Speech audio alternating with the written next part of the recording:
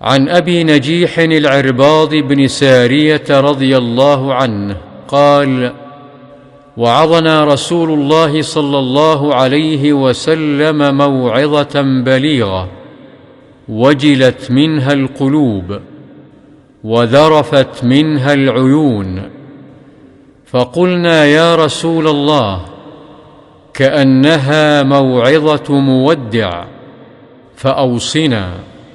قال: أوصيكم بتقوى الله والسمع والطاعة، وإن تأمر عليكم عبد حبشي، وإنه من يعش منكم فسيرى اختلافا كثيرا، فعليكم بسنتي وسنة الخلفاء الراشدين المهديين، عضوا عليها بالنواجذ، وإياكم ومحدثات الأمور، فإن كل بدعة ضلالة.